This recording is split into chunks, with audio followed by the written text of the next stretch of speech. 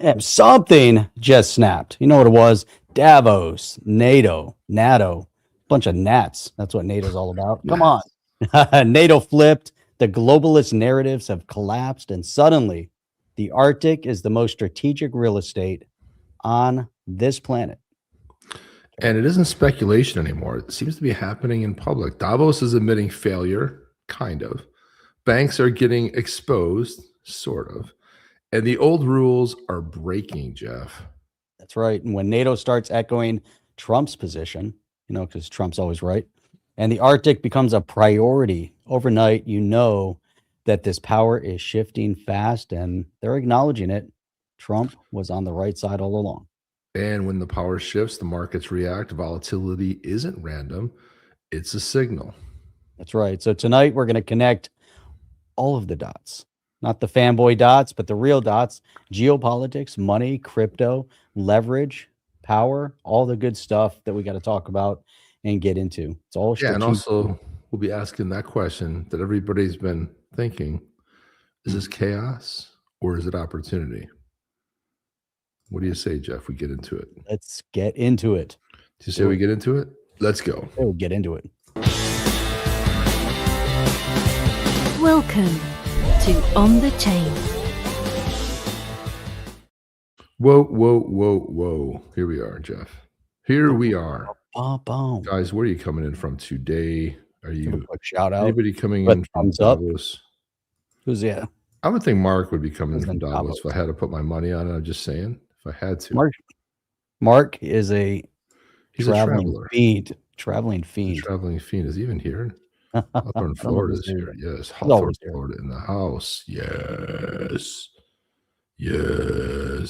Winning. Lots of winning going on. We're both wearing shades of blue. We are. Blue. That's right. Badass. That's a badass right there. It's an elder, right. Jeff. Look at that elder. Look at that badass elder. He's about ready to kick some. Hey, dudes. What's up, dude? Dudes. What's up? Poker Mope says evening from Edwardsville, Illinois. OTC. Edwardsville. I don't know if I've ever heard of Edwardsville. Never been there. Founded by Edward. I couldn't tell you where it is. We could look it up on a map. I have no idea where it is, Jeff. Who knows? Could probably Google it. Probably. That'd be the easy button. You can probably find it somewhere. Find it somewhere somehow. Right. Some way. I'm tempted to look at it. I was wondering where it is. Is it like Chicago bound? Or is it kind of around the region of Chicago, within like an hour? Is it a suburb? Just east of St. Louis. All right. There you go. Hear that? Okay, so here we go. John Doe coming in from Texas. Got his Starlink up. I want to get a Starlink. I'm thinking of getting Starlink and then just going offline. Oh, yeah. Look at this. Yeah, so if you look at Edwardsville here. Yeah, so I've actually clued in on it, Jeff, right there. There it is right here. There it is right there near Edwardsville. It's close to, it's a suburb of St. Louis. There it is right there. It's basically what it is. Now, if you kind of start moving on a little bit more, then you can kind of see where it is in Illinois. If you redraw the map, then it's no longer in Illinois. Spring. It's way. It's way. It's so far west. It's no longer. It's in St. Louis, Missouri. Yeah, look at that. Bam. It's in Missouri. There it is. Okay. I say we get into it, Jeff. What do you say? We say we get into it? A lot of geopolitics, a lot of great news coming out of it. The tariffs ended. That's it. Trump said not all the tariffs. The new tariffs. He said that's it. Well, he just quit the new tariffs before they go into effect, but that doesn't mean anything, Jeff. Which was going to come in a week. And he played him fiddle. That is the art of the deal. Everyone watched the art of the deal kind of play. And it's so funny. These guys, they got no game. They're just such losers. And that we gotta be strong. We gotta be the European Union. You guys sold your sovereignty out to some nutbags over there in Brussels. What are you talking about? The European Union. Big dummies. Let's start off with crypto. We're gonna talk a little bit about Patrick Witt here. Now, Patrick Witt, I saw him on stage. I was sitting like 3 feet away from him at Swell. He was one of the speakers at Swell. He's the executive director of the President's Council of Advisors for Digital Assets, deputy director of Department of War Office and Strategic Capital. Yes, that's he gave a very good For some reason, he kind of looks a little bit like Eric Trump. I don't know. He kind of has that sort of look to him. He actually does have that look. When I saw him in person, I was like, he looks like he could be a long lost Trumper. I mean, I don't know. He just has that sort of. He's like if you took Don Jr. and Eric Trump and put them together, you get Patrick Witt. You know, but he gave a really good speech. He was one of the early speakers. But he said, "No bill's better than a bad bill." What a privilege to be able to say those words. Thanks to President Trump's victory and the pro-crypto administration he has assembled. But let's not kid ourselves. There will be a crypto market structure bill. It's a question of when, not if. Assuming the multi-trillion-dollar industry will continue to operate indefinitely without a comprehensive regulatory framework, it's pure fantasy. So do we take advantage of this opportunity to pass a bill now with the pro-crypto president, control of Congress, excellent regulators at the SEC and CFTC to write the rules, and a healthy industry? Or do we fumble the ball and allow the Democrats to write punitive language in the wake of future financial crisis, otherwise known as Dodd-Frank, which was a total disaster? You might not love every part of the Clarity Act, but I can guarantee you'll hate a future Dem version even more. Let's keep working to improve the product, recognizing that compromises will need to be made in order to get 60 votes in the Senate, but let's not let perfect be the enemy of good. Now, it's funny because it sounds very similar to what Brad Garlinghouse has been saying. And of course, Jeff, there's Brad Garlinghouse commenting on it. There he is. He says, let's not be the enemy of good. This is right. This right here is the key. No piece of legislation has ever been perfect by anyone's standards or everyone's standards. What we need is a clear framework allowing innovation to flourish, exactly what market structure will deliver. I'll keep saying it, even if others disagree, clarity over chaos. And he's really indirectly referring to Charles Hoskinson, who was beating the desk. Oh, he's letting Elizabeth Warren write the bill. Boom, boom. Oh, what is this stuff? You see, he's going off like a child. First of all, it was all over my feed, Charles Hoskinson. But you know who doesn't have a seat at the table? Charlie, the bitching complainer guy. Charles does Brad not. Garlinghouse. You don't have a seat at the table. Does not have a seat at the table. He's doing nothing. He's bitching and moaning. He says he doesn't like X anymore because there's too many bots and too many people criticizing him. I'm like, please, dude. Who looks like a leader here, huh? Where's it going to go? Doesn't like X. Go to Truth Social. I don't know where he's going. I don't think he's going anywhere, but he says because he streams using StreamYard, it still goes over to X. So that's what he was. Oh yeah, he streams in X. So that's what he was saying, Jeff. That's kind of what his thing was. He was kind of like, well, you know. Yes. The kids table out back. That's where he's yeah, the famous kids table, Jeff. The kids table. WEF put out one of the things they had, which was pretty good, actually. I saw part of it. I didn't get to see the whole thing. There's too much stuff going on at Davos. But this one session they had, which was, is tokenization the future? They had CNBC interviewing Brian Armstrong at Coinbase. Garlinghouse was in there. Valerie Urbane from the Euroclear Group. Francois Villeroy, Desjala, Bank of France, and then Bill Winters, who's with Stan Chart. They had this pretty good panel. They were talking about, Garlinghouse said, spirited dialogue. Spirited, always like no fighting, no disagreement. Spirited, Jeff. It was spirited during today's WEF session, to say the least. But one important point of agreement, hang on a second, let me put this up here. One important point of agreement across the panelists was that innovation and regulation are not on opposite sides. And I firmly believe this is the moment to use crypto and blockchain technology to enable economic access for a more efficient, more scalable, and utility-focused global financial system. What are your thoughts on that? Very interesting, especially WEF said is tokenization in the future. So you have to have dialogue. It'd be good if we tuned in a little bit, to what was going on over there. I know there were probably some voices which were probably against it. I didn't watch any of it, but just listening to what or reading here, spirited, then, there were two sides. There were some major clashes because of the spirited dialogue. So there is definitely some tension. But the one point of agreement is that, this innovation, regulation have to go hand in hand, because if you have no regulation, it's hard to innovate when you're at fear of being shut down and having punitive damages. If you have overzealous regulation, there's no innovation. So you definitely have to have a happy balance. But the one thing is clear: if you are going to have regulatory guidance put together, go to the experts. Don't turn to the the people that have zero knowledge of cryptocurrency or, date back about 80 to 100 years in their knowledge base, and they haven't advanced much.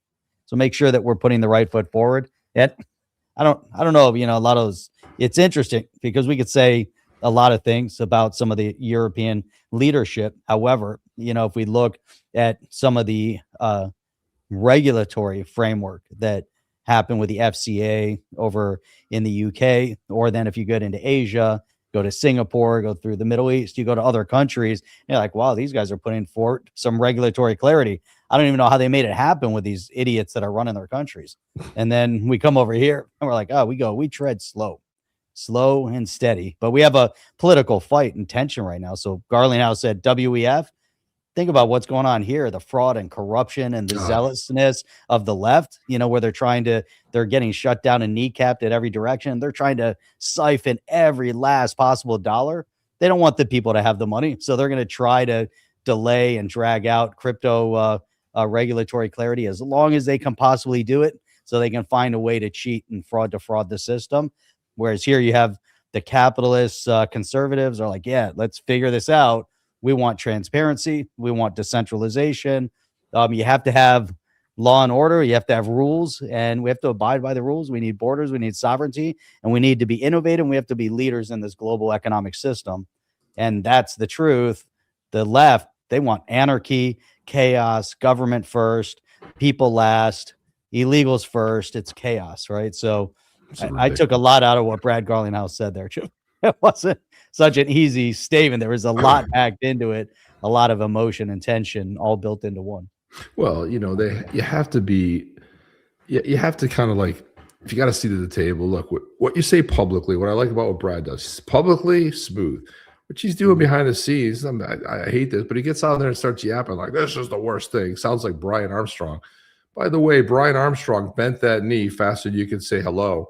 They were like, the SEC came after him and he bent the knee and then he appeased them, and then he got fined anyway. And then Ripple cleared the whole field because they went up against the big bad SEC, won, and now they made it acceptable. Now that we got a pro crypto SEC and CFTC, all of a sudden Brian Armstrong's like, look at me, I'm gonna start yelling. Arr! He's gonna start yelling. Don't put that in a vacuum though. Remember what the mistake Brian Armstrong made at the time. They took Coinbase public. And so as soon, remember, he came out aggressive, and the next day they shut him down. He was sat down with the board and the attorneys, said, you want to keep leading this company, back down. Otherwise, you're out. Keep your mouth shut. So he had to bend. You're now a public company. But now he's beating the chest, and now he's able to come back out. Right? He's the purveyor. He's the purveyor of truth. Yeah. In other news, Ripple. Ripple USD is going to be on Binance. It's officially listed on Binance, supported on Ethereum with XRP coming soon. This is pretty huge. Sweet. That's big. Cool that it's big. It's big. Obviously, if you're on Binance, you can't get it for the XRP yet, but it's coming. But the cool thing is, Ethereum's got way more adoption. So I think from that point, it makes sense. And then Garlinghouse commented on this. Extremely, see what he did there? You're at the X, the R, and the P. Yes. Extremely positive to see RLUSD listed on Binance. He's sending secret codes here, Jeff. X. I see that. R. Let's unpack that. P. He's basically saying that RLUSD relies on XRP. They're trying to show that it's the center of everything they do. They've said this time and time again, but you can see it. I like that though. It took some thought to actually do that, and how many people missed it? Like, oh, he had some weird capitalizations in here. Oh no, that's XRP, bitches. Where's this 589? That's what I want to see. That's what I want to see. 589, 589. He needs to get 589,000 views and shut it down. Well, we don't have all the clips from Garlinghouse, but we do have two clips here. One of them has to do with tokenization. The other one is kind of getting to the point of what we just kind of covered here, which is really more about the whole clarity issue. So let's take a look at these ones. We'll pick this one first. Clarity. That's a problem. Jeff, I didn't watch the whole clip because I like to watch them live and kind of give feedback, but just the beginning of it. This woman, like, I thought she was on speed or something. I'm like, first I was like, does she speak in English? What is she saying, Jeff? I don't know. She was talking so fast. She was so excited. I'm like, what's going on with this? I mean, she's not excited to talk to Brad or what's up? I don't know. Probably. She got super Who wouldn't be excited. My God. excited to talk to Brad? Look at this. Brad, on that note, there are lots of sound bites there, lots to respond to. You're already seeing the momentum. First up, tokenized assets on Ripple's XRP ledger surged over 2,200% last year. Brad's like, what the fuck are you talking about? How do you keep up with that? He's got that face like, I hope I understand the question, and I hope I can give a response. No, you know that thing where you're like, look at the look got at his jet face. lag. I know I've got a little jet lag, and I'm trying to keep up. For you people listening, he's got this weird thing where you almost, puff out your face with air, but you kind of like that constipation look on your face. Yeah. Surged over 2,200% last year. Just weigh in from your perspective. Well, I think I agree with a lot of what was said here. I do think the first poster child of tokenization is really stable coins. You saw, as Brian observed, massive growth last year. I think, went from, in 2024, $19 trillion of transactions on stable coins. Last year in 2025 is $33 trillion. So about 75% growth. I think many in our industry would say that's going to continue. I think to the extent there's space between what Brian was just talking about and how I think about the Bitcoin idea of a Bitcoin standard, I look at that and I think it's much more of the marriage. Sovereignty of fiat currencies, I believe, is for many countries sacrosanct. Ben Bernanke spoke at a Ripple event many years ago, and he made the point that governments will roll tanks into the street before giving up monetary supply, giving up the control of monetary supply, which stuck with me as, yeah, that makes sense. And so at Ripple, we very much focus on building the bridges between traditional finance, as Bill was describing, what we now call TradFi, and decentralized finance, and that has meant working with a lot of the banks around the world to kind of build those bridges. Governor, you have to address this. Is the euro in danger from a Bitcoin standard? No, I'm a bit skeptical, Brian. Sorry to say it about this idea of the Bitcoin standard. We left the gold standard, but the gold was only a technical mean. What is important is what you say, Brad, that monetary policy and money is part of sovereignty. And we live in democracies, and I think the public role is key. Element of trust, but there's also an element of momentum. We're seeing it in terms of the swing away to gold, which is now just a momentum trade as trust is eroded. Brad, do you want to come in on this and the element of trust? Well, I certainly think momentum is a big part of this, and I think, frankly, I personally think the crypto environment and stablecoins included, and even tokenization, momentum is so much on our side of that direction, and that's partly because you're seeing the U.S., the largest economy in the world, has been pretty openly hostile towards facets of crypto and blockchain technologies, and that has shifted dramatically, starting with the White House, but certainly, the work that the industry based in the U.S. has come together and helped elect a much more pro-crypto, pro-innovation Congress, and you're seeing that play out. So I think momentum is a big part of this, and continuing to make sure that we're playing into that in a nice way, but also demonstrating real results. Because, look, if this is just hype, I think part of the tokenization topic, the main topic today, part of that is we shouldn't tokenize everything just to tokenize something. There has to be a positive outcome of efficiency or transparency or, some of the root benefits of being tokenized. Otherwise, it's just okay, it's a nice science experiment. I'm surprised no one's throwing democratization of the market to me. That's typically the argument when we have some sort of innovative approach to an asset class. Brad, come in on this because you're the innovator in the room, but you also believe in regulation. Yeah, I think what's going on in the U.S. right now it is a classic. Did you like that? You're the innovator in the room. Risky? Is it risky? Is it risky? It was a little bit of slight there, wasn't it, to Brian Armstrong? Keep your yap shut. It was. Yeah. I know Armstrong's pissed right now. He's fuming. He's got that big, giant head of his. Dynamic of when you create new law, it's never going to be perfect. And, I think what's the dynamic within the industry and working with Congress has been kind of, I subscribe to the idea that perfection is the enemy of good, and you can't get to perfection. And so I think Brian's exactly right. We're as close as we've ever been in providing that clarity. As some in the room probably know, Ripple lived through a 5-year battle with the U.S. government, being sued because of the lack of clarity. So we are very much an advocate of clarity is better than chaos. Again, I think Brian's right. We are very close. I don't know if we What about stalled the or. rewards side? Rewards, dividends, interest. Is it necessary on stablecoins? You know, I mean, Ripple doesn't have as much of a dog in that fight as others in the industry. Brian, don't name them by as others. Winkety winks, you know what I mean? It's like As others that are here. this is great. What's not being said? There's so much that's not being said that's like so obvious. Like, what does he care, right? He's not the end user. They're institutional. As long as they get clarity, they really don't. I mean, Ripple doesn't really care as much. And the whole idea of the banks care is because of the whole idea of the outflows, right? So everyone's going to pile. You're going to keep your money in a bank, and then over a weekend, you know, they keep your money and they make all this money on your money. You can't quite get it out sometimes. Sometimes if you need to take too much out, more than 10K, you got to let them know. And then, because they're using your money in the background and making money on it. And that all those outflows, Jeff, will just crush banks, just crush them. So that's why the banks are holding on to this. They know everybody's just going to bail and go right to they put all their money in the stable coins. But one of the really important points that David Sachs made, I don't have that video, but I watched the video where he said, look, once this bill is passed, you're going to see all the banks get into crypto heavily. They're going to pile into it because now it's going to be clean for them. So is it a conversation that important? Because they could ultimately change that, or they could have their own sort of yield on that. It's not how they make money, but they want to be able to compete, and they got to figure out other ways to make money. So yeah, yep. So there's others that have stronger opinions. It doesn't directly affect Ripple's business as much. I agree in some ways that, like, look, competition is good. And I agree very much with the idea of level playing field. Now, I also think a level playing field goes two ways, in that crypto companies should be held to standards that banks are, and banks should be held to standards that crypto companies are in order to compete. So I don't think that's a one-way street, that somehow Team Crypto gets to have, a certain pass in some way. Is that one for you?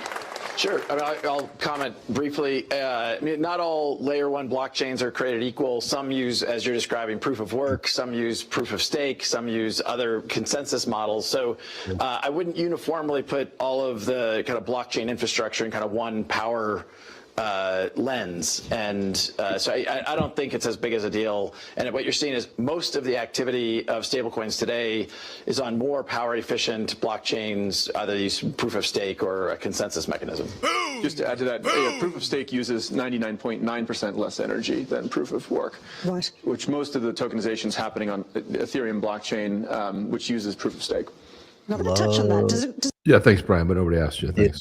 You it love provoke more speculation in asset classes? And where does it leave the average owner? Well, you're choosing the word speculation. I subscribe to Brian Armstrong's comment earlier of, like, opening up investment access, and investment versus speculation. I put in kind of two different buckets. They both have a purpose, and they both have active market participants. But I think the opportunity around tokenization for certain verticals is, in fact, the democratization of access to investment, less so on the speculation side. I don't know enough about Trump's decision to make steps towards banning institutional investment in residential real estate to comment there. But I do think if you want economic exposure, investment exposure to a commercial building in Miami, and you have $10,000 US, you can't do that today. And I think opening that up, and I know Brian's example is even better because it's the many billions of adults who don't have any access. That my example is not perfect for that, but you get the point. That's a lot going on there. He's so spot on. So spot on. Crypto Well was asking, and this should go over to Brad, but since he's not here, we'll answer that. Why do you want banks into crypto? I got into crypto because I hate banks. Even ETFs are a big mistake, in my opinion. No, what are your thoughts, dude, ETFs? Are you kidding me? You got to remember that you got to meet people where they are. There's people that piled into ETFs. Maybe some of them hold crypto, but I would probably venture to say a lot of them do not. And so creating these ETFs is a really good thing, And Jeff, you're dabbling in ETFs. I'm dabbling in ETFs. I think it's a great thing, and I think that it really makes a new product out of something for the traditional finance side of the house, that it's not crypto. You're not putting it on a wallet, right? But you can see the price go up and down, and it's an investment opportunity. So I think ETFs are huge. That wouldn't be I can understand from a traditional standpoint, you might feel that way. I certainly don't feel that way. And when I think about banks, Jeff, you can kind of hit that one first about banks, but I have an opinion on that too. Yep. So Elion is saying ETFs are for boomers. Why is it that everyone forgot about Gen X? Gen X is like, we're the silent generation that everyone's afraid of. So they just skip over Gen X. Gen X. If you mention Gen X, you might be eaten, you know? First of all, Gen X are the ones saving, are the ones thinking about one day retirement, investment. The boomers are already, you're talking boomers are 62 to 80, right? Boomers aren't into ETFs, bro. I hate to break that to you. The boomers aren't into ETFs. Right. The majority. I would say the majority. They're already on the tail end. And then you've got, and then the Gen X for sure are looking at ETFs, stock portfolios, things like that. But the other part, the whole point of the bank is that, we got to get to Main Street. Forget about the crypto people, because crypto people are crypto people. We've reached out to the vast majority already, and they don't move the market enough. There's enough speculation to move the market where it's at. Now, to get full-fledged adoption from Main Street, you got to bring it to regular product. So at this point, what is that? What is regular product within the banking ecosystem? Because that's where everybody is. There's no way at this point in time today, we don't have the infrastructure to say, hey, I'm going to put my money in crypto and I'm going to buy everything with crypto, and I'm going to get my mortgage in crypto. I'm going to get my car lease and loans in crypto, and I'm going to get all this stuff with crypto platforms, because they don't exist right now that can support that kind of fundamental. Now, Ripple is doing some interesting things with institutions, which happen to be banks, because they understood early on that banks aren't going anywhere. And the reason why banks are so vital to the infrastructure is because they provide a layer of security to the people. Now, the bank will fundamentally change because AI, because blockchain, because decentralization is going to eradicate the need for all the people that are involved in the banking infrastructure, that are counting the dollars and cents to audit and do everything that has to be done, and all the money that's wasted within the banking ecosystem that have to pay all of this. More than that is also going to be, once you get rid of the cost of operation, then interest rates can go down. But the banking structure does need some clarity in terms of transparency. And then it also goes back to the Fed. So if the Fed is manipulating, controlling the outcome, the banking systems are also subservient somewhat to, government regulatory, obviously not somewhat, but, but so there's all these aspects of it, but our whole global infrastructure, our whole country infrastructure economically relies on banks. So we're not anywhere near a position to that. Again, last point on that, Chip, it's all about Main Street. You get crypto to Main Street, 100%. Then tokenization, that's a bigger conversation, but we're getting there. Go ahead, so Chip. Alex is saying that Bitcoin feels a little bit like a pyramid scheme, in the sense that everyone's holding for the next fool to come in and push the price. How in the world can you use BTC? Yeah, it might feel like that, but I mean, we know that it's not. I've had people argue that Bitcoin, gotten in some drag out fights that saying Bitcoin is a Ponzi scheme. Ponzi scheme relies on new money to pay old, investors type of thing. And it's not necessarily like that. It can feel like that sometimes. But if you saw recently, within the last 3 months, half of all the Bitcoin moved. So 50% of all the Bitcoin that's available in the system was turned over, which is pretty big, because you don't see that happen with pretty many two assets. So that would be one of the counters that actually happened. So Gen X, he's Gen X. I would say half of Gen X is, maybe not even half, maybe a quarter of Gen X is probably buying crypto direct. And then there's the rest of Gen X that are still traditional. Well, they haven't gotten into crypto. They want to remember too, is that if you have I don't know. Well, in the US, I don't know how it works in other countries, but in the US, you have a 401k, so you have an investment account. Your company will contribute, do some matching type of things, or you put money in there all the time. You think about that. That's like, well, your traditional stuff like Fidelity, like I still have a Fidelity account, and I realized that now they've got like 4 ETFs available that they didn't used to have. This is like, like Fidelity, like the big dinosaur. And so if you think of it like that, it's in terms of people who not necessarily looking for a new investment vehicle, but they're putting their money into something like the Bitcoin or a Solana or an XRP type of one. So they've got the money sitting there. They're usually some kind of index funds. They're like a basket of like stocks. A lot of them are stocks, mutual funds, whatever they may be. There's always like this basket, or you can go to like a high, medium, or low risk. You can go to like a 20-30 fund, which is a little bit more aggressive, trying to ink more out of it. You go to a more long-term type of fund. So based on what kind of fund you're looking for, this is another option. You're like, okay, let me put 20% of my money that's in here, and let me put it into an ETF or split it in some ETFs. So you can still do the traditional route, but now you're playing. So that's where I see a lot of people and why so many people got ETFs, because they're going like, is there crypto? And they're always like, no, we don't do crypto. Well, now they do. So that changed the game. And I think that's why we're seeing so many inflows. All the people that hold XRP have these 401ks. Now they want to pile into another ETF. So that's another big point. If you're in crypto and you have an opportunity to move 401k retirement into crypto also, and the direction it's going in, and you want to leverage it, why not? Why put it in other platforms when you have an opportunity? Yeah, Alien starts tokenizing. He put this out. I did see this earlier, but there's Carolyn Pham right there. She put out their rise. She got the little bird with the little phoenix with the fire, little tiny red robin and fire. And this is cool. Sudden eruption on Mount Etna in Sicily gives the illusion of a phoenix in the sky. It looks like there's a phoenix like flying around, just rising. And what that really is, it's just a volcano erupting.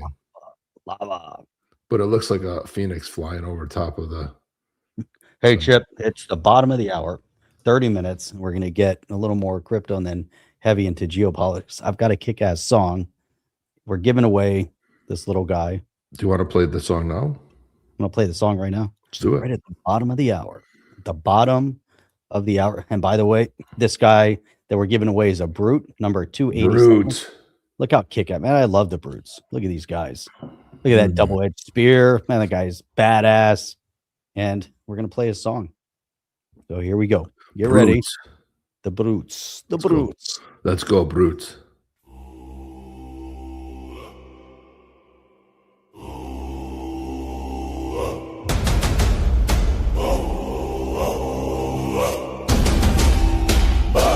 As yet is white tribe brutes, snow and stone beneath our boots. Cold wind howls, we answer strong.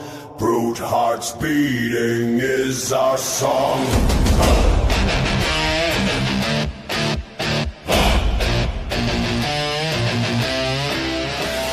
Souls of frost, fire inside, iron hands with battle pride. Step by step, the ground obeys. You will know our name. We are strong, we are true. That as yet is breaking through. All passion, no fear in sight. White red roots sing into fight.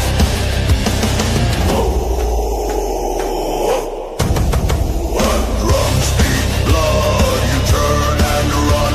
Snow remembers what you've done. We win wars, we claim rewards. Brutes who sing the victory song. Get them on! Think fast, silence falls, it will be your last.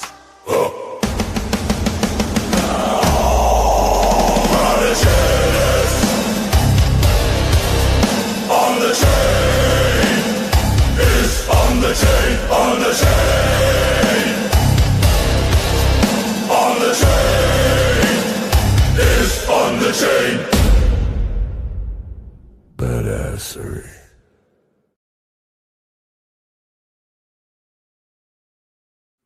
Badassery, Jeff. Badassery. Badassery. Badassery. Badass.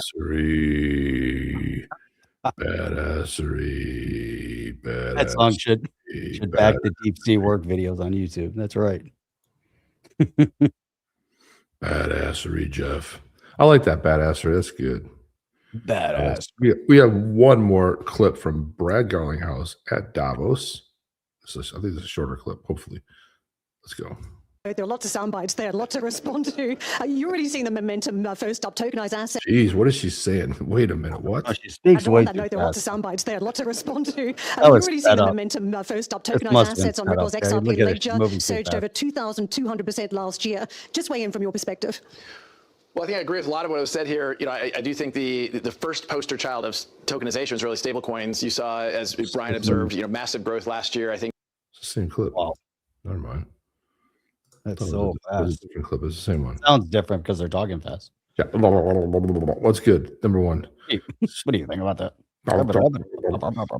So, Jeff, this is so funny. We were just talking about this the other day, but look at this. Someone said, "Are you this old?" Look at the size of that freaking. That's giant. That was the 5.5-inch floppy disk, right? I think it's bigger. No, that's big. That's the 8-inch one. That's huge. That's the 8-inch. Damn, dude, that was like the old mainframe type. That's before my time. It's like you had the 5-inchers and you had the little 3.5-inchers. This is the big one. Look at the size of that thing. It's massive.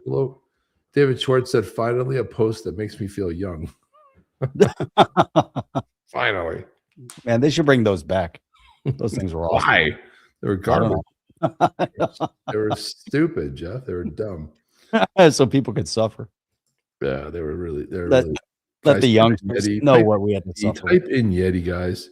Yeti. Yeah, the mainframes. Remember the mainframes? That was a big ass thing. What was the size of that? Eyes wide. What was the size? Mainframes were massive. Didn't they take 8-inch ones? They were big. Definitely the 8. Yeah, look at the freaking. You're like, is that a 5-inch? I'm like, dude, the guy's hand must be super small. It must be like one of those little people, like a. That's kid. right. No one will ever need more than. I remember my parents got a Sony Vaio, and it must have had like 100. I don't know, maybe a gig of memory, or I don't remember what it was, but it was so small. And I just remember telling them, it's like, man, that thing's gonna last forever. You guys have more than what you'll ever need. 640. A couple years later, it was outdated. Yeah. There's never enough space. You'll always find a way to eclipse the space. No matter what happens, there's always going to be a way. So guys, we have 10 Yetis in the drawing so far, which is actually there's no way I'm bringing back a CRT. Could you imagine? CRT's up on your desk. No. How about the big box? No, nobody even remember. The kids now have no idea. The big damn kids, Jeff, they don't remember anything. You damn kids. My dad had a TV. It was so big. It was just, I don't know, it weighed like 300 pounds. There was no way to move it. It was so I remember I had this giant, I had to have somebody, I was moving one time. I had to have somebody come over to just help me get it out of just get it off. I couldn't even move it. It was just massive. It was just, and it was like, I don't even know. It might have been like something ridiculous, like 25 inches or something. It was stupid. It was not even, but it weighed a ton. It was 25-inch TV, 27-inch TV. You're like, look how big that TV is. It's massive. And then I had a 42-inch TV, and now I got an 87-inch TV. And then I saw the hundreds, and I'm like, oh shit, I want hundreds. Pretty soon your whole wall will just be the movie. You don't have to go outside anymore. What's the point anymore? It's just so much hassle. You got to watch all those freaking previews. What, the movie you're talking about? Just any movie. You go to a regular movie. It's just boring, man. It's like I fall asleep. I can't even stand it. Nobody can stand it. Well, the things that's going on in Davos the last 2 days, and the Europeans have been talking tough. He did say that. Yeah, more than enough for everybody. You'll never need that much. That's ridiculous. Oh, a 32-inch. Yeah, 30. That's right. It was. It's probably. Oh, that's right. Yeah, my dad's on. It was a 32-inch, I believe it was. It was a Sony. It was also a Sony. It was heavy, man. It was heavy. How heavy was that TV? It was such a massive TV. It was just. Yeah, I had the same one. It was around the year like 90, like late 90s, early 2000s, maybe. But the damn thing was heavy, man. I had to have help somebody lift it to put it up on the TV thing. It was like, whoa. Yeah. It was just so big. You were afraid you're going to drop it. You need a person on each end. Like, you got it? Yeah, I got it. Let's go. Oh, God. Here we go. So Howard Lutnick was talking yesterday at Davos. Here he is. Okay. We are in Davos at the World Economic Forum. And the Trump administration and myself, we are here to make a very clear point. Globalization has failed the West and the United States of America. It's a failed policy. It is what the WEF has stood for, which is export, offshore, far shore, find the cheapest labor in the world, and the world is a better place for it. The fact is, it has left America behind. It has left the American workers behind. And what we are here to say is that America First is a different model, one that we encourage other countries to consider. Look at the smug look he's getting. Do you see the way they're looking at him? Yeah. They're so mad. And this is so great, Jeff. Look at them. Just like they're peering through his heart. Look at that. Which is that our workers come first. We can have policies that impact our workers. Sovereignty is your borders. You're entitled to have borders. You shouldn't offshore your medicine. You shouldn't offshore your semiconductors. You shouldn't offshore your entire industrial base and have it be hollowed out beneath you. You should not be dependent for that which is fundamental to your sovereignty on any other nation. And if you're going to be dependent on someone, it darn well better be your best allies. Okay? And so that is a different way of thinking. It is completely different than the WEF. I viewed the WEF as not a flagpole in the middle, but in fact, they are the flag. Whichever way the wind blew, so it blew. You should have solar, you should have wind. Why are you going to do solar and wind? Why would Europe agree to be net zero in 2030 when they don't make a battery? They don't make a battery. So if they go 2030, they are deciding to be subservient to China, who makes the batteries. I can guarantee they don't know what he's talking about. This does not compute with my left way of thinking. I don't understand. We're not told what to do. The European Union tells us what to do. We gave up our sovereignty to some unelected bureaucrats in Brussels. We don't know what you're talking about. They have that level of confusion on their face, which I find funny. But there was some embarrassing moments, though, Jeff. I have to say there were some embarrassing moments. For example, the Belgian Prime Minister. Belgium is in the house. Go ahead and chime in. Let's see how you feel about this. This is Belgian Prime Minister. Let me get his name correct here. Let me try to say it. Bart de Wever. I don't know what it is. Bart de Wever. I'm probably mispronouncing that, but that is the Belgian. So listen what he had to say. Jeff, and tell me, I want to hear your commentary after this. Tell me if you agree with this statement or not. Ready? People want to join the European Union. Yes. Nobody wants to join China. Nobody, no neighbor of the United States says, well, we want to join the United States. Nobody wants to. They want to join the European Union just because we have respect. We have the rule of law. We do speak softly. But it is an important debate because the enlargement will, of course, test the absorption of the United States of Europe. I wanted to say that. But give it a couple of years. I would like to confirm that they are an ally, but then they have to behave like an ally. And if you talk about the Russian threat, it's not that great if the West is united, but we are not united, and Putin sees this. No, this is funny. He says we speak softly. You know what that's code for, Jeff? Mm-hmm. Wussies. Not saying it. Wussy. That's what it's code for. We speak softly. I was gonna put a P in there. Yeah, pussies, light in the loafers. That's what he's talking about. I was gonna say that too, but I said wussies. That's the economy of Russia is very weak. Their military threat is not very real. Yeah, listen. I'm putting out. Dude, Russia could wipe Ukraine out in literally 48 hours. Just level it if they wanted to. Tremendous restraint here. Look at even be going on anymore. Dude, look at this dude here looking at him when he's talking about Russia. Russia.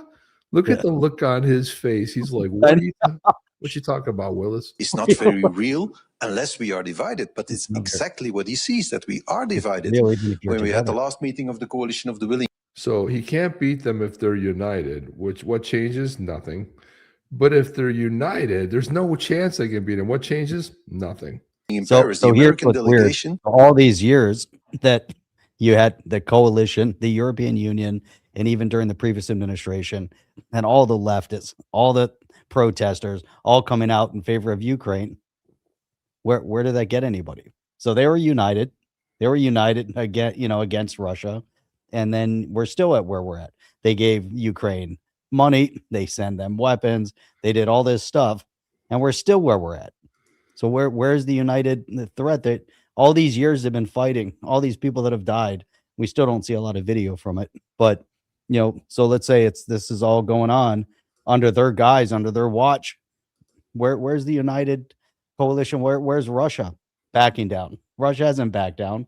There's no threat from the EU. The EU has always been and will continue to be kind of a nullified organization entity. I mean, it doesn't have any teeth.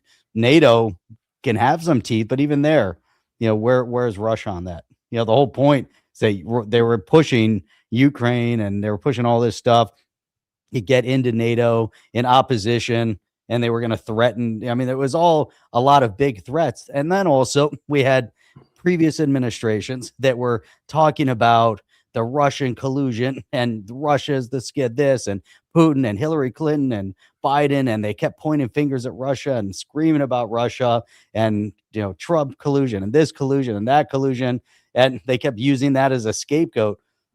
You can't keep putting these guys on the front cover, good, bad, or indifferent, without expecting some sort of a reaction.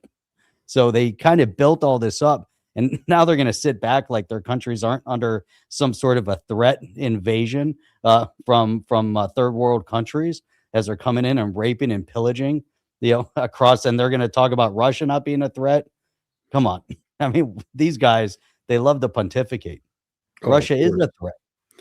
Well, that's the whole point. Let's check in with our Belgian correspondent, Crypto Welp. He says, sorry, but we do have elections in Europe. No, but you sold your sovereignty to the EU, which has unelected bureaucrats that make up 60% of the garbage they tell you got to adhere to. Look what happened to Hungary. Hungary's like, we're not letting illegals in. Poland's like, we're not letting them in. They get fined like $1 million a week or a day or something like that. They get fined on it. Well, I'm sorry, but who are you? Who put you in charge of Hungary or Poland's sovereignty? Nobody did. So there you go. Yeah, you have them, but they're useless. Chad says the EU funds both sides of this meta grinder. Yeah. And then we also have, and it says they drown a pig's head on his driveway. So there you go. But yeah, this guy's looking at him. Look, now his mouth's open. He's like, dude, what are you talking about? Started their opening statement by saying, we're not here to take a side in the conflict. I found this very shocking because I grew up in the 1980s where the West stood for something, for the sovereignty of the people, for democracy, for freedom. Dude, they've taken away the sovereignty of the people. Dude, this is such a parody. In their own countries. Yeah. These people don't even know what they're talking about half the time. They're completely their leftism it just defines all logic and reason here. The idea that in a conflict between a tyrant and a democracy, the United States will say, well, we're not going to take sides. In a gathering of the coalition of the willing pro-Ukraine, of democratic allied countries saying we're coming here together because one of us is threatened by Russian aggression, we have to support him. They said, we're not here to take sides. We're here to make a deal. Putin sees this. This is his strength, this is our division.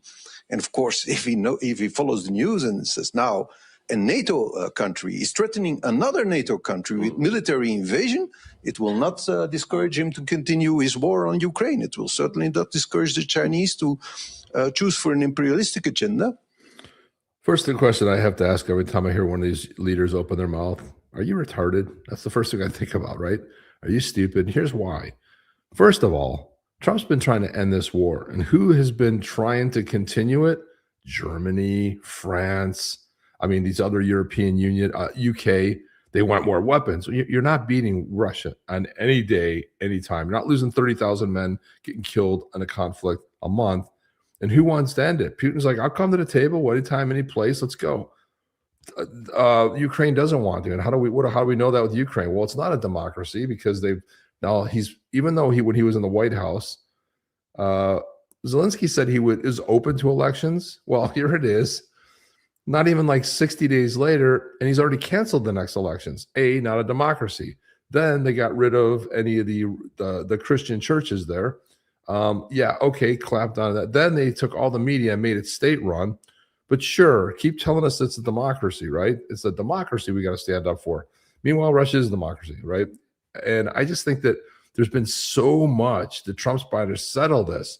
Zelensky comes to the White House. He says yes in theory. Then he goes, hangs out with Macron. Then he goes and hangs out with Starmer. Then he's over there. You know, it's palling up with the Germans. Jeff, this is ridiculous. Like Trump's been trying to end this war. You know who doesn't want to end it? Europe. These feeble leaders who want to take the heat off themselves for being ineffective, letting mass immigration destroy their cities and their towns and their culture. And now they're going to speak up. That's it. And if the Atlantism would really die, I hope not, but if it dies, globalization will die with it. Yes. That's very clear. And we cannot stay a herbivore in that world. That's the European lesson we have to learn. We have to wake up. We have to rearm. We have to integrate our market, and we have to weaponize our market, and we have to seek new alliances. I don't think we have to annul the alliance we have, but we have to seek new ones. Mercosur was very useful. I have to do it. In 2007, the numbers don't lie. The European economy was 10 times bigger than China. Now we're equal. In 2007, we were equal with the United States. Now they're 50% in front of us. The entire difference is the tech sector. We've become totally dependent on tech. A lot of it's wokeism too. Look at Germany closed all their nuclear power plants down. Now they can't. Their factories don't go anymore. Their factories don't even work. They were like greatest German sort of designers and inventors in the world. And then they said, "Oh, we need a Green New Deal," and they basically closed all their factories. Jeff, most of them can't even operate. No, I mean, then look at what happened to Sweden. We talked about Volvo. Look at the UK with Jaguars gone, Land Rover is gone. It's Lotus. Look at there's another one. Lotus also owned by a Chinese company. All of them, the Chinese companies, they got the money. But China has a societal problem also. They definitely have a numbers problem in terms of age and everything else. They advanced, they pushed, they've got money. They sold a lot of cheap product. They've replicated and duplicated every product on the market. In some cases, the Chinese are doing it better. They're doing it better. They're doing it cheaper. It's easy when you have cheap labor to make it happen. And we've heard, that you got to get away from that. It's not about, and it's interesting because what are these guys protecting? They destroyed, you go to Italy and try to get product, textile made in Italy. You know what they did? They exported all to China. Where was the epicenter in Italy during that beginning stage of COVID? It was in the exact textile region where all the Chinese were coming in. So there are a lot of things going on, but they've destroyed and decimated their industries, like you just said. What do they have? He said they're tech heavy, tech reliant. Now they're bringing the invasion in. All these low educated, no money, mass numbers of people that are coming in and taking advantage of their open leftist society. And they're just giving to all these illegals. They're takers. They're not contributing. They'll never pay back into society. Then they try to look at immigration like in this country. Now they're saying Somalis built up Minnesota and helped build this country.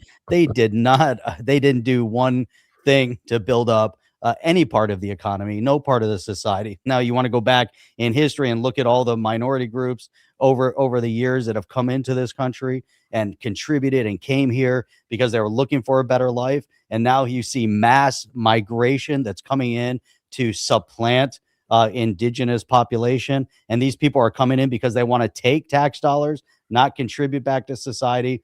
I guess with the Somalis, they're looking to put money in their pockets. They figured out how to defraud the economy, the system, and how to pop up all these daycare centers and defraud the tax dollars of hundreds and hundreds of millions of dollars and maybe billions of dollars. And now they're going to do the same thing in New York. They want to do the same thing in Michigan. They want to do the same thing in California because the Democrat leadership understands very clearly how to defraud the system and how to put these people in place. All right, the Somalis were the patsies because they needed that. But Chip, not that long ago, we talked about, we put videos on of all these people coming from these regions that are clinically retarded because of inbreeding, because of whatever. We did a whole thing on the IQ across the globe, and we have people whose IQ puts them in a position of being clinically retarded, and now you're going to mass migrate these people. They're acting out because they don't know, not that they don't even know any better, they don't even have self-control. They have no self-control, no self-discipline. They come from backward society that also had no self-control, no self-discipline, societies that were run by tribal leadership.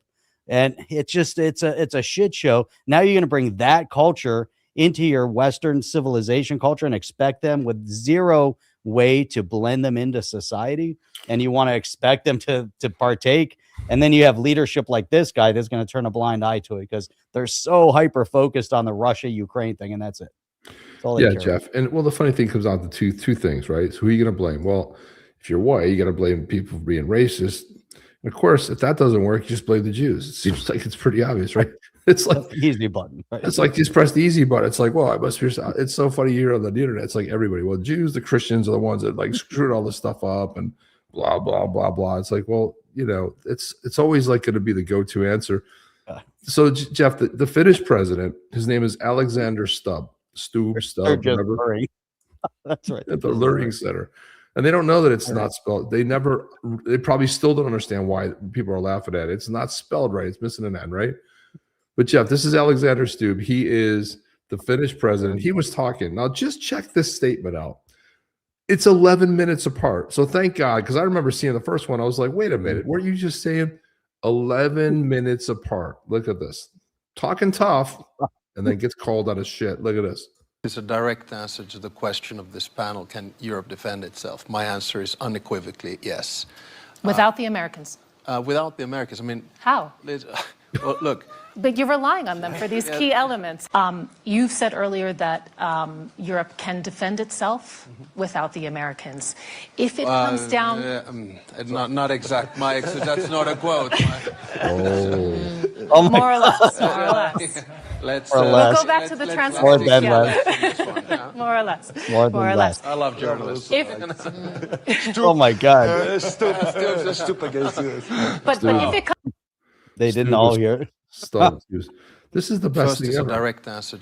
Look at the talk tough. I'm going to be tough. This is how they all are. They're a waste. They're a waste of energy. They're a waste of hot air. Look at this guy. The question of this panel: can Europe defend itself? My answer is unequivocally. Unequivocally, yes. Perfectly, yes. She says without the Americans. Yes. Without the Americans. Without the Americans. I mean, how? Well, look. But you're relying on them for these key elements. You've said earlier that Europe can defend itself without the Americans. If it comes down... not exact, Mike, so that's not a quote. More or less, more or less. We'll go back to the transcript. More or less, more or less. I love journalists. And he blames it on the journalists. I love journalists. Yeah, because they call you on your shit, dude. But if it comes... Oh my God, that was awesome. And, in front of everyone, right? Totally, like he was so embarrassed, laughing. What an embarrassment! Caught out. These leaders are so funny. They're talking about Trump's an embarrassment. Trump's fighting for American people. Trump's bringing investment dollars in the U.S. But look at this. This is Christine Lagarde. She's in charge of the European Central Bank. Oh God, another one. Here we go, Jeff. I haven't even played it yet. You already. Let me hear your. Let me hear your reaction. I comment on it already.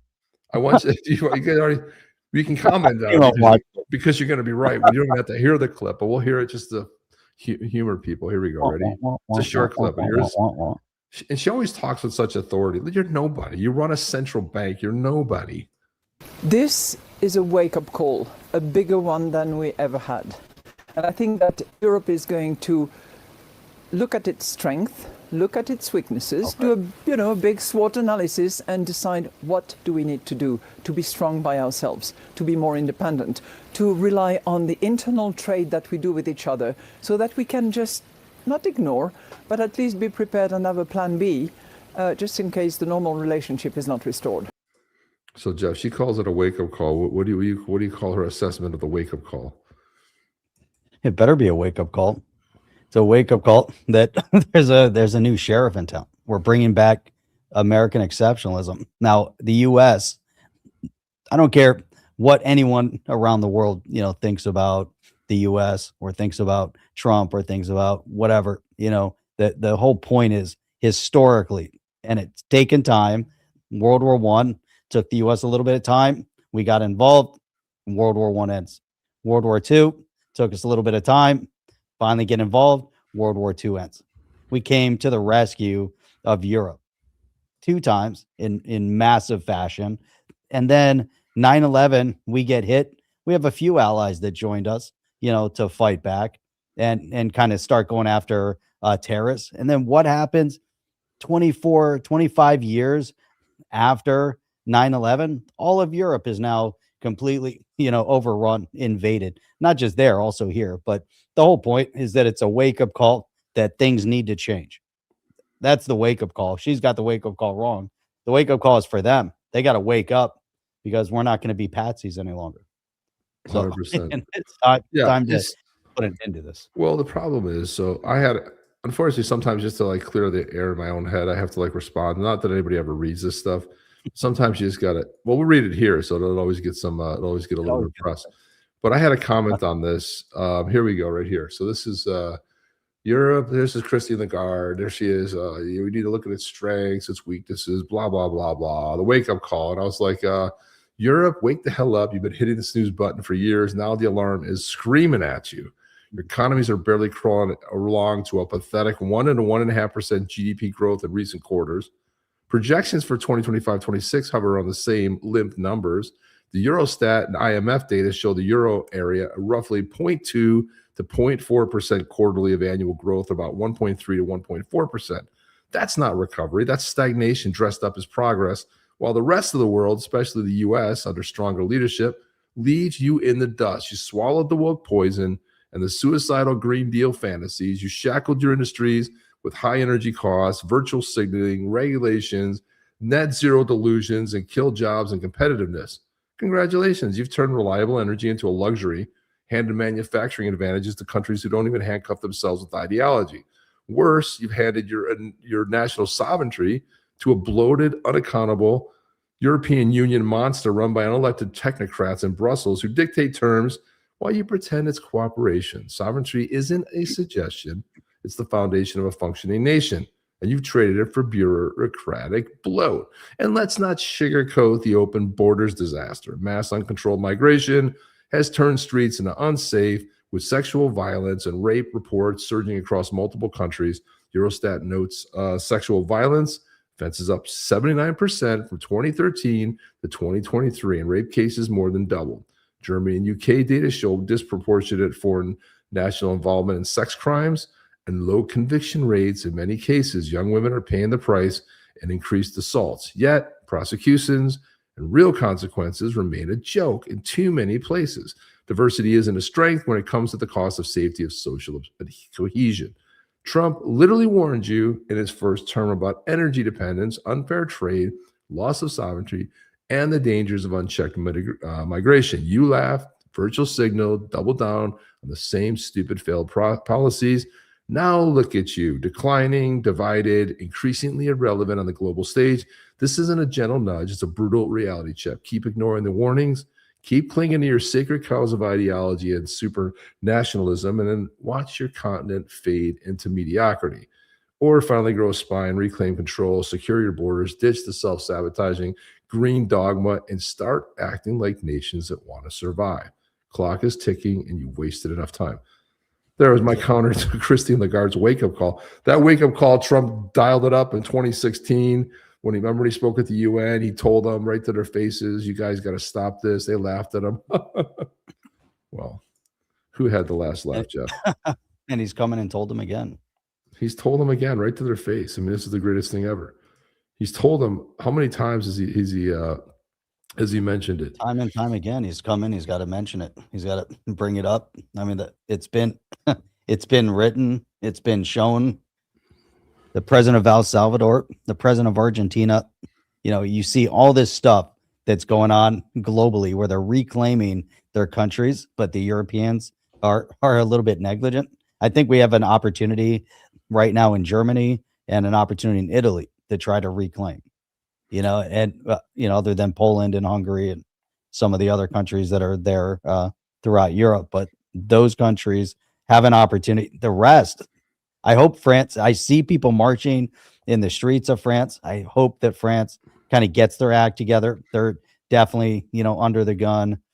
Spain, I'm not really sure where their fluctuation is going to be, but they keep talking about the EU as though everything is equal throughout the EU, right? As though certain countries didn't suffer over all the years as a direct result of the imbalance of the economies, as they all had to move to the euro. And I think some of these countries like, Greece are still, struggling. I mean, they're not all countries are on an even footing, when it comes to that. Germany for many years was funding and supporting the EU.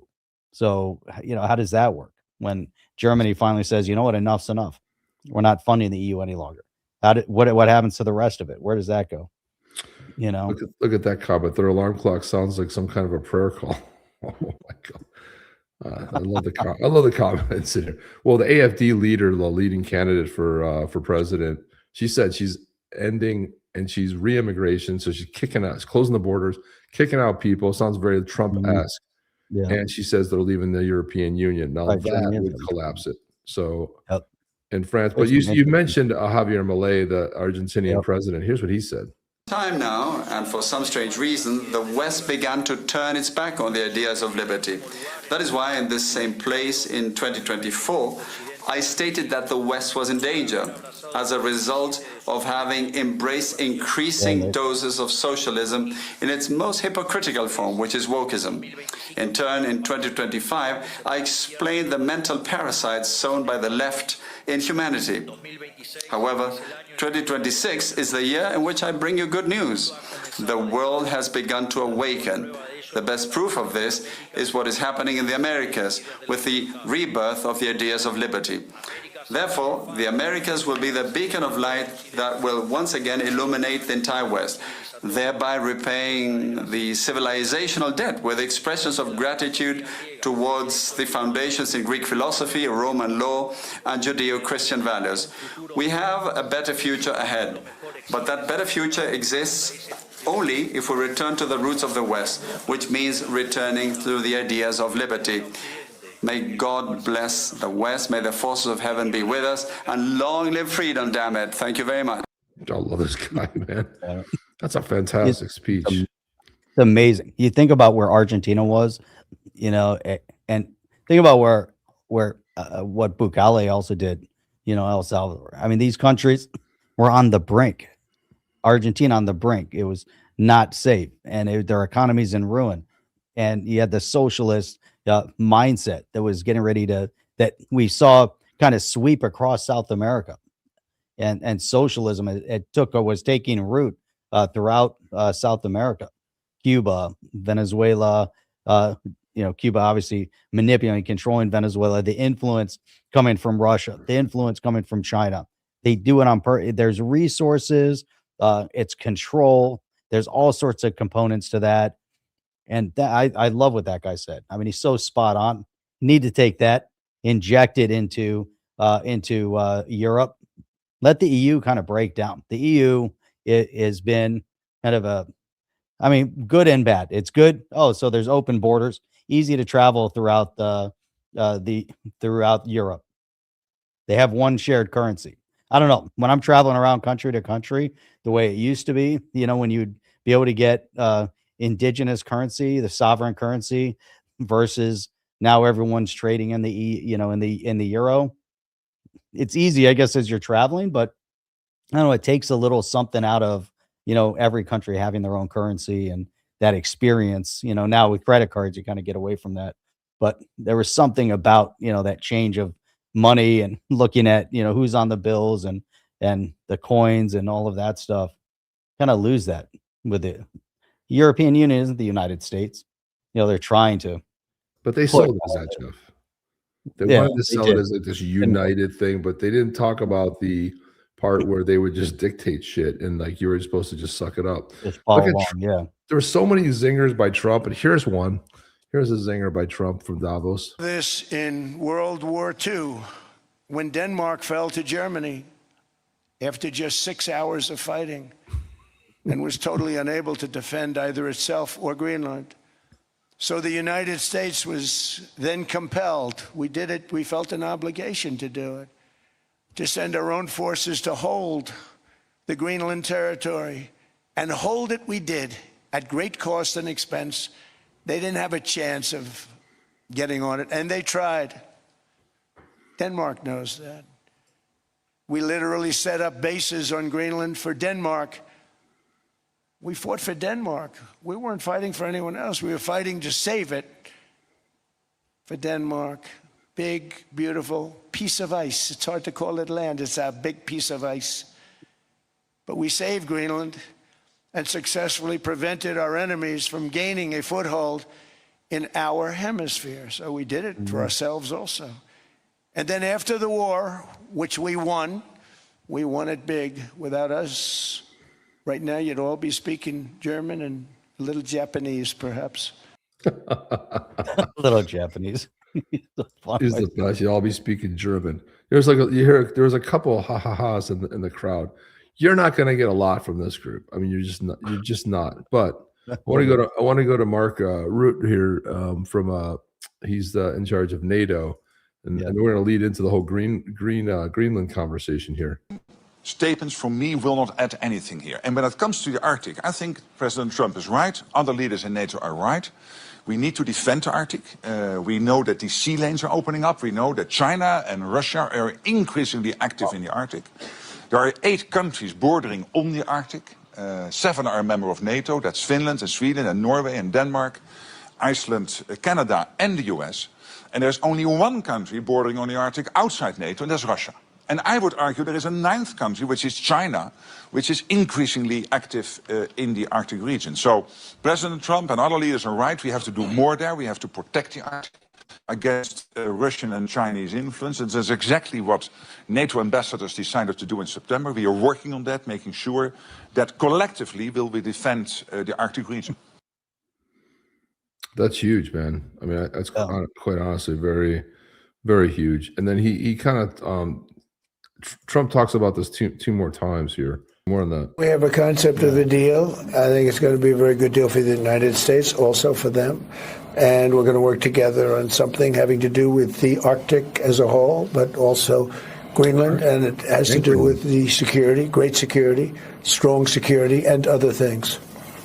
The market, 600 points, getting back a lot of some of the nervousness we had in the last couple of days. The tariffs are off. Nothing happens on February 1st. No, we took that off because it looks like we have pretty much a concept of a deal. A deal of ownership, a deal... Well, it's a little bit complex, but we'll explain it down the line. But the Secretary General of NATO and I and some other people were talking, and it's the kind of a deal that I wanted to be able to make. Where does Denmark, did they weigh in on what they want, what they would agree to? Well, I assume they did because he very much represents, he's a strong leader. Mark, you know Mark, Rutte. And he, I assume he's been speaking to them. He's been speaking to all of them. Are mineral rights involved? Is ownership involved? Did the Golden Dome sway people? I don't want to say yet, but... The Golden Dome was very compelling today when you talked about that. Yeah, the Golden Dome, and they're going to be involved in the Golden Dome. And they're going to be involved in mineral rights, and so are we.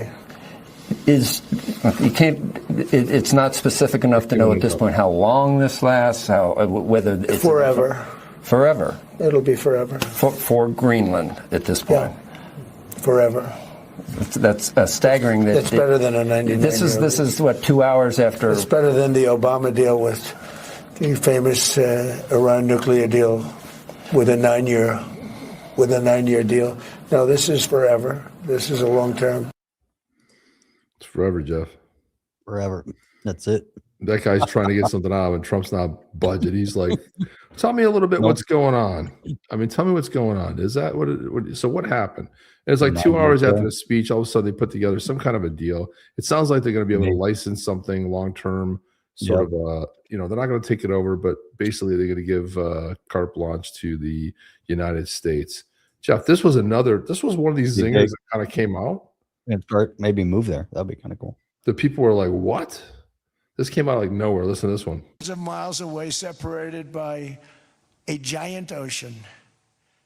It's a war that should have never started, and it wouldn't have started if the 2020 U.S. presidential election weren't rigged. It was a rigged election. Everybody now knows that. They found out. People will soon be prosecuted for what they did. It's probably breaking news, but it should be. It was a rigged election. Can't have rigged elections. You need strong borders, strong elections, and ideally a good press. I always say it. Strong borders, strong elections, free, fair elections, and a fair media. The media is terrible. It's very crooked. It's very biased, terrible. But someday it'll straighten out because it's losing all credibility. Think of it. When I win in a landslide, a giant landslide, won all 7 swing states, won the popular vote, won everything, and I only get negative press. That means that it has no credibility. So it's funny. He said there'll be people be prosecuted, Jeff. First time we've heard that. It's coming. I think he was like, "Oh, this shouldn't. It might be breaking news. It shouldn't be." But of course, man, I was a little bit shocked by that whole thing. But it's coming. It's coming. It's right in time for the midterms. Isn't that funny the way timing works like that, Jeff? It's funny how that works, isn't it? Well, they're talking about Hillary Clinton again. I mean, everyone surfaced. There's so much evidence now. It's insane how much evidence is coming out with the Dominion machines. Now that they've taken out the leadership in Venezuela and they can gain access to the company, to the Dominion was based out of Venezuela. So I think there's a lot that we just haven't. It's just pouring out. There's going to be a lot more. It's insane. Yeah, Jim D's right here too. It's more than just the Golden Dome. It's to add logistical support and control, naval access, subs, ships, stage materials, strategic choke point. 100%. They laid it out. They got it right because they're like, okay, there are. I mean, you see that China's already there, Russia's already there. Either you deal with the U.S. or you're going to be too late. They'll be like, sorry, we're not going to help you. But here's another one of check this out. We want from Denmark. Well, this is I think this is a clip about Mark Carney. So Mark Carney got up there talking all tough about we got new alliances. We don't need the United States. Meanwhile, Doug Ford, who's from Ontario, was super pissed that he's going to be flooding these cheap EV vehicles into all the Chinese, Canada. And they're Jeff. They have their own factories that produce cars. So they're just basically going to cut. So Doug Ford is not happy about that. For national and international security, and to keep our very energetic and dangerous potential enemies at bay, is this land on which we're going to build the greatest golden dome ever built. We're building a golden dome that's going to, just by its very nature, going to be defending Canada. Canada gets a lot of freebies from us, by the way. They should be grateful also, but they're not. I watched your Prime Minister yesterday. He wasn't so grateful. But they should be grateful to us. Canada lives because of the United States. Remember that, Mark, the next time you make your statements. What we did for Israel was amazing, but that's nothing compared to what we have planned for the United States, Canada, and the rest of the world. We are going to build a dome like no other. It's going to be like the Iron Dome, so it's going to be a lot bigger, Jeff. A lot bigger. It's going to be a lot bigger. So let's do that drawing. I think it's time.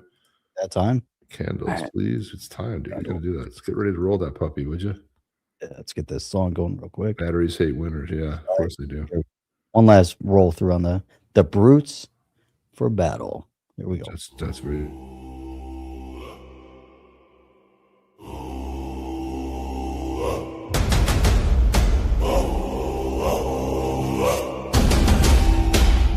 As yet is white tribe brutes, snow and stone beneath our boots. Cold wind howls, we answer strong. Brute hearts beating is our song.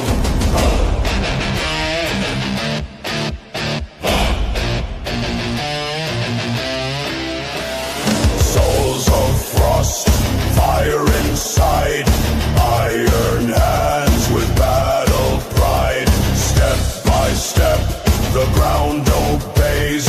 You will know our name. We are strong, we are true, but as yet is breaking through.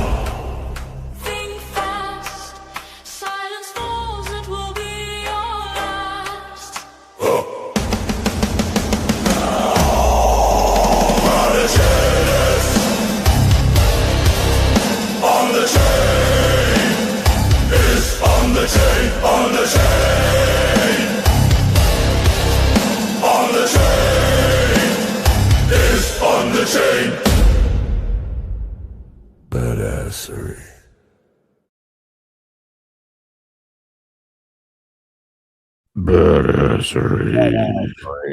Badassery. All right, Jeff, let's do this. We got 12 in the drawing, guys. Only 12. That's it. That's all we got. Great. Batty, rotisserie, spear stick. Yes, absolutely. Right there. Cool song. Cool song. Yeti. Yeti. We got 13 in now. The last chance, guys, to go ahead and put the Yeti in there. I mean, this is it. Where is it? You got to pull it up. You didn't pull it up yet. I'm pulling it up now, man. Give me a second. There it is. Mine. Thanks, Rotisserie. Go, ready?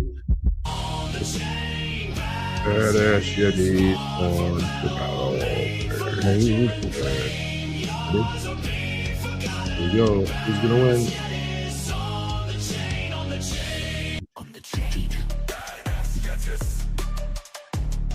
Who is it gonna be? Who?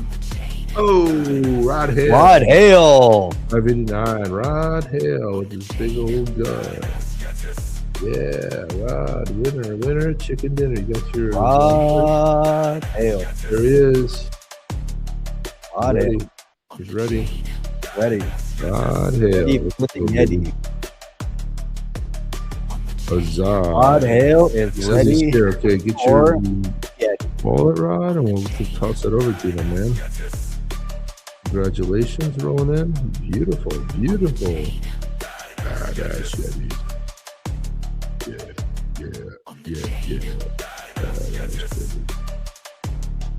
All right, there we go. Come on, Rod Hale. We're waiting for that. While we are waiting, of course, we will put on a nice video. So there's some other things. Did you know that Gavin Newsom was there? I did not. Well, he was also there, and he was also it was kind of funny because he was actually in the room when Trump was giving his speech. So Trump had a couple of things to say. So the first little clip we got for you. Call him Gavin Newsom. When you think about it, he's kind of retarded. People say he's gay because of the way he moves. You know, he's always doing his weird little dance when he talks. But I don't care about that. I just think he's incompetent and retarded. They say he likes to watch. Remember, his wife had sex with Harvey Weinstein. Remember that? She said his penis looked like a fish. If you think about it, it was probably a small little fish, like a baby goldfish. Anyway, Gavin was probably sitting on his little cuck chair watching, believe me. Jeez, Jeff, that's pretty harsh, wasn't it? Of course, that was AI. That wasn't real. Just let everybody know. It looks pretty official, doesn't it, though? That's good. Yeah, thank you. All right, beautiful, man. Here's the other clip I pulled for this. This is for you.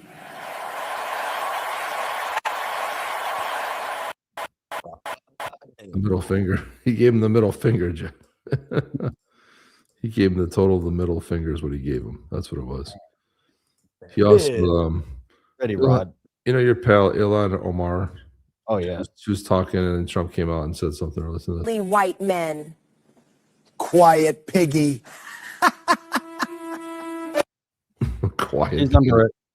She's under investigation right now. She is. She was worth $72 and a year later worth $25 million. Go figure. How did that happen? I don't know. It happened though. Here it is. Fox News We go, alert Rod, and Ilhan Omar transfer under Deborah. investigation after racking up millions while she was in Congress.